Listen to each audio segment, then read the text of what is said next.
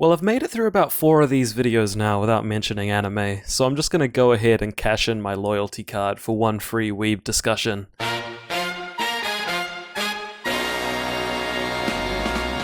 My name is Felix Walton, and my friends don't like anime. Well, most of them don't, at least. I've been bugging them about their reasons for years, and they all tend to have a very similar response. Anime has an image problem, and that's led to it having a pretty bad reputation. If you think of as many embarrassing things as you can, half of those will at least be tangentially related to anime. To be a fan of anime is to face a wall of cringe. Real, proper cringe, and you either overcome it or die trying. So people tend to make it a hard rule to just avoid anime altogether. Which seems silly, right? How can you ignore an entire country's worth of animated media? But then you remember that anime is anime, and even the strongest fans of anime hate anime. It's hard to define exactly what makes anime so, well, repulsive. And that's not because those reasons are difficult to spot. It's because the reasons are so plentiful that it's easy to lose track. Anime is confusing, loud, childish, melodramatic, objectifying, creepy, cheesy, edgy, perverted, kitschy, derivative, obnoxious, repetitive, and trashy as hell. So much so that it's become expected for the entire medium, at least to outsiders. But what if I told you that underneath this big fat landfill of garbage trash is a goldmine of original content that simply can't be expressed in any other form? After everything I've just said, you might not believe me when I say that I honestly love anime. I watch more anime than any other kind of TV show, which is a testament to how much good stuff you can find in here. Here being hell. And that's what I'm trying to do today. Help you find the good stuff. The stuff you can actually sit through and enjoy. This is The Dumpster, and I am your tour guide. I've selected this list of films to avoid the less palatable aspects of anime. Some of them are pretty obvious choices, and some of them are more obscure, but they're all worth your time. I've avoided the really obvious stuff though, like Spirited Away and Your Name, because there's really no point in mentioning those again. This is supposed to be interesting after all.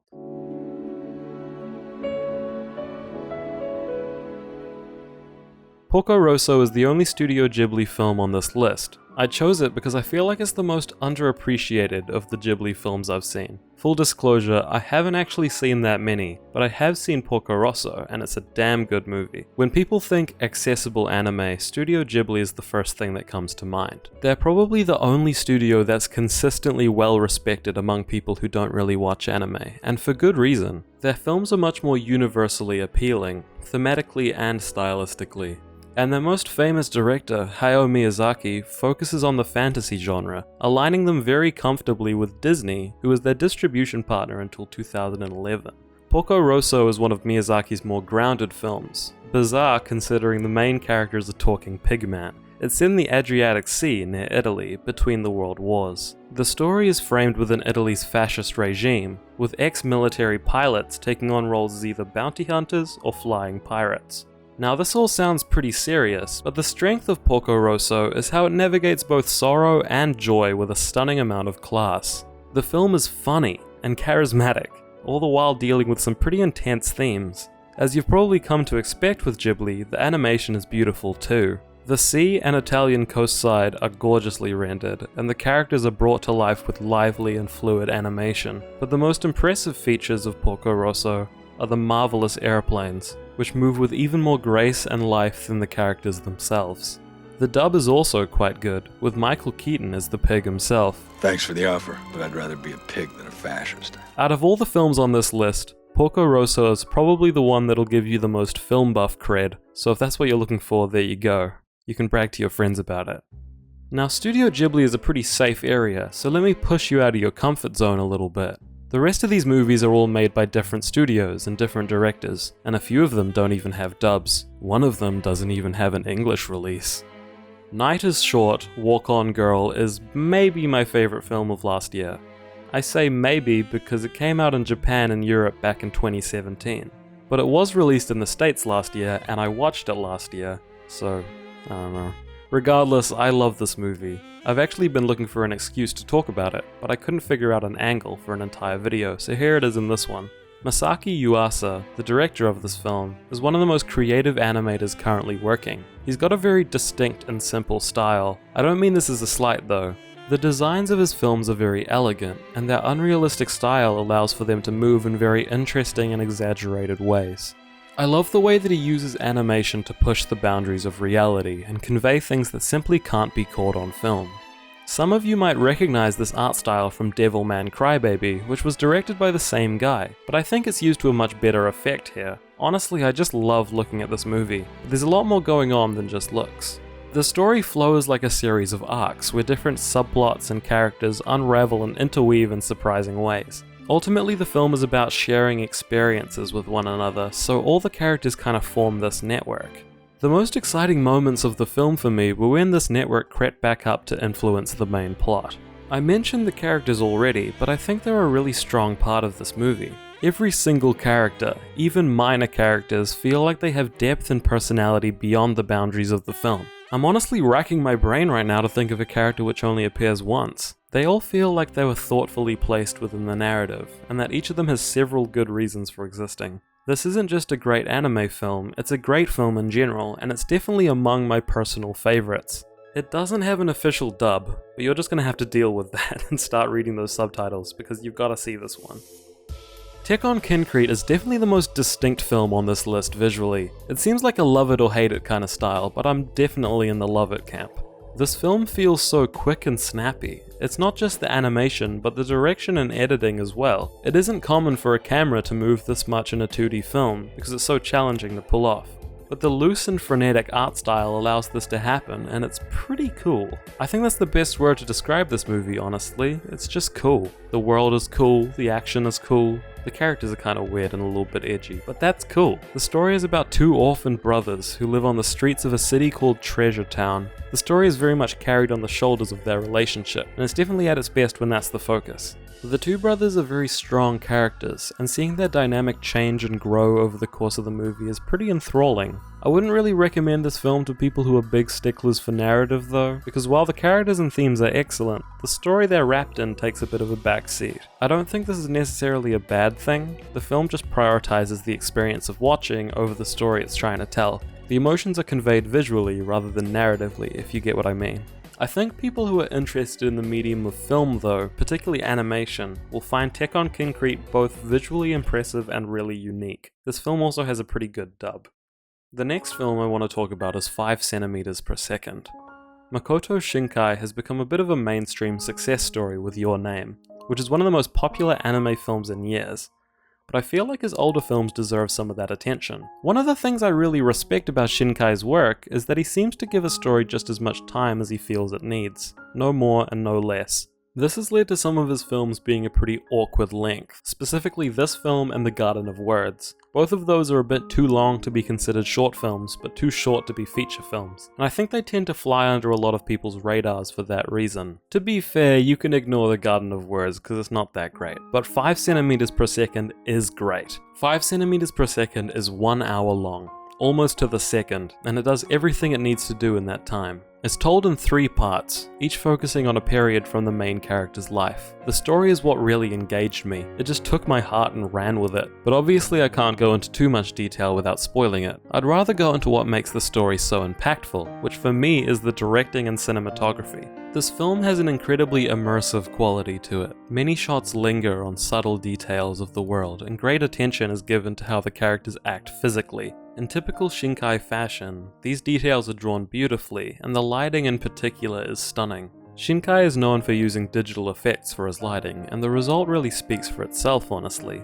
This is a very good looking film, and that really hooks you in so the story can hit you with a 1-2 punch. All of this is concentrated within an hour. It's just such a tasty morsel of a movie. The dub is also pretty good, so you have no excuses.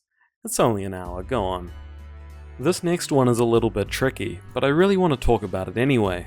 Saint Young Men is a really great film, but it doesn't have an official English release, at least as far as I know. Your only option for this one is a fan sub, but it's still worth looking for. Saint Young Men is a slice of life film about Jesus and Buddha staying together as roommates on a holiday in Japan. It's a great premise, but it sounds like it could be grounds for some pretty Family Guy level jokes. Thankfully, Jesus and Buddha stay true to their characters, and the comedy of the film is lighthearted and wholesome. It has more in common with Paddington than Family Guy, thank God, and the result is pretty damn heartwarming. The film is structured less like a movie and more like a series of bits as they enjoy their holiday. Over the course of the movie, the relationship between Jesus and Buddha grows, and we learn more about their personalities. But recurring side characters are also introduced and play important roles in later scenes too. It's not going to blow your mind as an overarching story, but each scene plays out in a really funny way, and the film stays engaging through the quality of its jokes. One of my favorite scenes involves Jesus being mistaken for a Yakuza, which is really funny on its own, but the way that misunderstanding develops is pure gold, and I don't want to spoil it. The quality of writing here is really great, and the two main characters are just a pleasure to watch. It's a very sweet movie, like it's just what you need after a long day. Get a nice warm blanket and hot chocolate, put this movie on. Now that's the way to live. I find the animation style really nice as well. It's not going to impress you with anything crazy, but it's an appealing and consistent style. Everything about this film is just good vibes. It's really about spending time with these characters rather than developing a story, so it's more casual in that way. I just really love it, and I wish there was an official way to find it in English because these are the kind of movies I want to support. Satoshi Kon is one of the most legendary anime directors of all time, probably second only to big man Miyazaki, and for good reason. He's a great director, and while Paprika and Perfect Blue are some of the best anime films ever made, I would rather use this time to talk about Tokyo Godfathers. Tokyo Godfathers is a film about 3 homeless people of varying backgrounds, who find a baby among a pile of garbage. Each of them have some sort of personal reason for taking the child in, which the film explores while they attempt to find the parents. These characters have a lot of depth, and our view of them when they're introduced is completely different by the end of the film. Seriously, this movie has some really intense character development and it's really satisfying to watch. Satoshi Kon finds the perfect balance between comedy and pathos, as a string of increasingly outrageous scenarios and coincidences carry the characters forward on their journey. These coincidences are convenient, yes, but the direction and tone of the film makes these moments feel natural and believable for the movie's world. It's a plot that only builds momentum, becoming more and more exciting until the finale, which seriously felt like a risk to my cardiovascular health. It's incredible how the characters and story develop over the course of the movie, and just when you think it's peaked, the film manages to step it up another notch. Roger Ebert said that Tokyo Godfathers is a story that can't be told without animation, and he's damn right. What makes this constant escalation work is the expressiveness and creativity of the animation.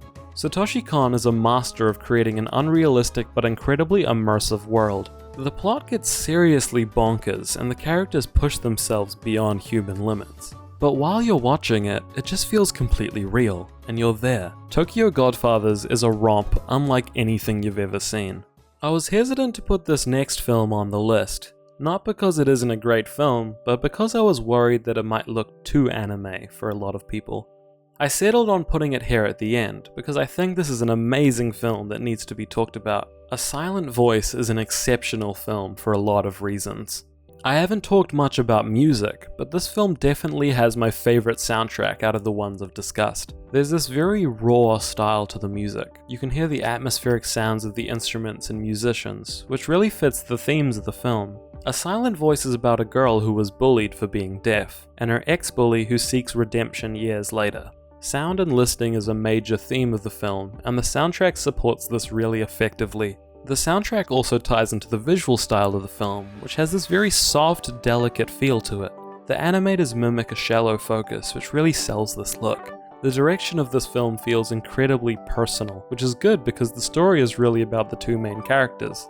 They're incredibly human, each with an incredible amount of depth and insecurities that feel completely believable. Individually, these elements are stellar, but the way they build upon each other creates a deeply emotional experience that I've thought about a lot over the months since I've watched it.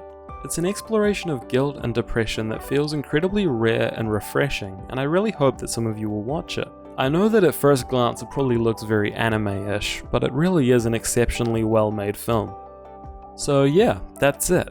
Those are some really great anime films which I thought were particularly notable for people who don't really watch anime. There are heaps of really great ones out there, and I hope this inspires some of you to maybe branch out and find some more. Feel free to recommend some films to me as well. They don't even have to be anime movies, I just really like suggestions. Thanks so much for watching this video. I had a really great time putting this together, because I absolutely love these movies, and talking about them is a blast. Those of you who found me through my last video, thank you so much for the support. That video got a lot more attention than I expected, which I really appreciate. If you found this video interesting, please give it a like and subscribe for more stuff like this. Cheers.